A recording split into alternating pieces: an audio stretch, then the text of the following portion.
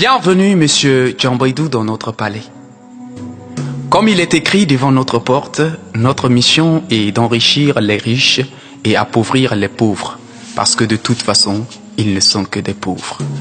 On ne peut en aucun cas permettre à un pauvre de connaître mieux que son destin de pauvre, parce que de toute façon, ils ne sont que des pauvres. À la différence de nous autres, leur vie n'est que misère, souffrance et maladie. Pour cela, monsieur Djambaydou, on a besoin de tes mains et tes oreilles au service de notre système. On exige que tu côtoies ces pauvres malgré leur manque d'hygiène.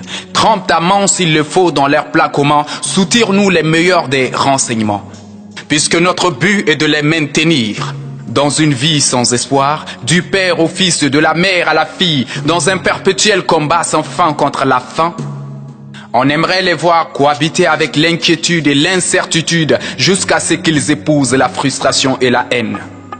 On souhaite voir ces pauvres se déployer dans la dureté et la chèreté de la vie pour survivre, jusqu'à ce qu'ils se rendent enfin compte qu'ils sont obligés d'endurer comme les aînés ou partir, parce que de toute façon, ils ne sont que des pauvres. Ils disent que nous avions restauré l'inégalité, l'injustice et la corruption. Mais ils n'ont encore rien vu. Bientôt, le mot confiance ne fera plus partie de leur langage. Le rire et la beauté, ils ne le verront que sur nos visages. Tout moyen d'expression, art, médias et presse écrite ne sera plus que souvenir, parce que de toute façon, ils ne sont que des pauvres. Ils verront leurs proches périr dans les hôpitaux, personne pour les aider. L'un après l'autre, ils trébucheront face à des épidémies qui ne demandent que simple vaccination, parce que de toute façon, ils ne sont que des pauvres. En plus de la peur que nous avons restaurée dans leur cœur, comme des ânes, ils supporteront le poids de notre système.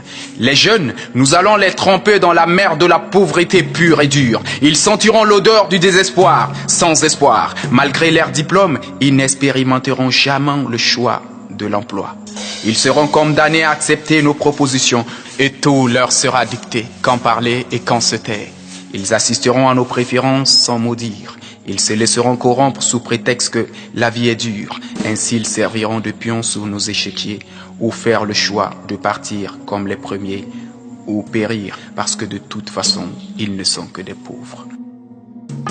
On ne supporte plus le langage pauvre des pauvres, monsieur Djambaydou, qui n'est que pleurs et accusations parce que de toute façon, ils ne sont que des pauvres.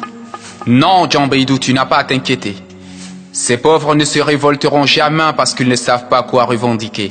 Quand Sinda il faut, Sina il faut goûter Kalahawi. L'industrie minière de ce pays n'est pas leur préoccupation première. Qu'ils soient dominés, trompés ou écartés, ils n'exprimeront jamais leur déception. Ils sont excessivement occupés par des discussions sans intérêt, des rencontres sans lendemain, sans oublier le comment trouver quoi manger. Pour se révolter, monsieur Djambaydou, il faut s'unir, se préparer. Mais ils sont éparpillés, perdus ou dépassés par leurs problèmes de survie. Leur seule occasion de se rencontrer, c'est les fadas des jeunes, les mariages et autres baptêmes. Et même quand ils se révolteront, monsieur Djambaydou, ils se tromperont de but parce qu'ils n'ont pas une vision commune. Bien qu'ils aient un destin commun pitoyable, ils s'en prendront à leurs semblables parce que de toute façon, ils ne sont que des pauvres. L'avenir, c'est nos enfants qui sont dans des meilleures écoles et dans des meilleures conditions. Nos enfants sont nés pour gouverner ces pauvres, parce que de toute façon, ils ne sont que des pauvres. Une dernière chose, monsieur Djambaydou, pour maintenir un pauvre dans sa pauvreté, montre-lui les chemins des croyances. Ainsi, il t'oubliera. Tout malheur, et même son manque de volonté, il le verra comme émanant de la volonté supérieure.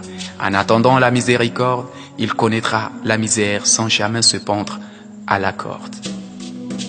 À présent, monsieur Djambaydou, tu peux rentrer chez toi, et mieux encore, avec une bouteille de whisky.